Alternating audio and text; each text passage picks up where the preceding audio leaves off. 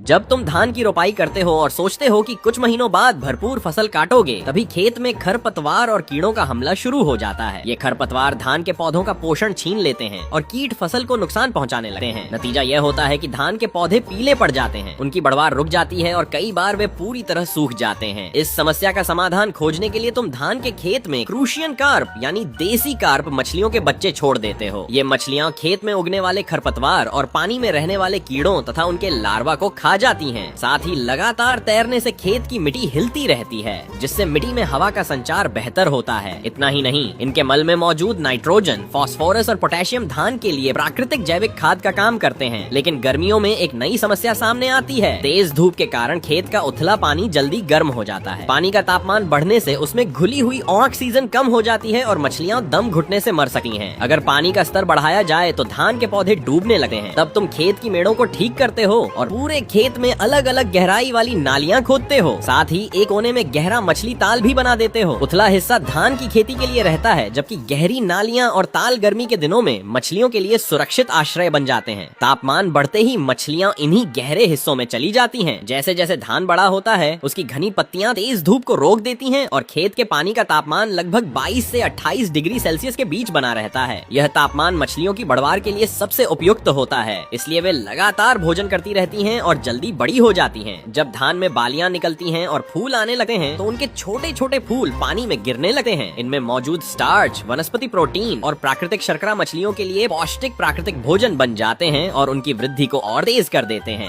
धान की जड़ें लगातार पानी में घुली हुई ऑक्सीजन छोड़ती रहती हैं। भरपूर ऑक्सीजन मिलने से मछलियां पूरे दिन सक्रिय रहती हैं। वे तैरते हुए मिट्टी को ढीला करती हैं, कीटों को खाती हैं और अपने मल से खेत में प्राकृतिक खाद भी पहुंचाती हैं। इस तरह धान और मछलियां मिलकर एक संतुलित और लाभदायक पारिस्थितिक तंत्र बना देती हैं। जब धान की फसल पक जाती है, तब खेत का पानी धीरे धीरे कम कर दिया जाता है। मछलियां अपने आप नालियों के रास्ते गहरे ताल में इकट्ठी हो जाती हैं, जिससे उन्हें पकड़ना बेहद आसान हो जाता है। इस तकनीक के बाद तुम्हें न घंटों झुकर खरपतवार निकालने की जरूरत पड़ती है, न बार बार कीटनाशक छिड़कने की। एक ही खेत से धान भी मिलता है और मछली भी। यही है धान मछली सहजीवी खेती, जिसे दुनिया आज राइस फिश कल्चर के नाम से जानती है।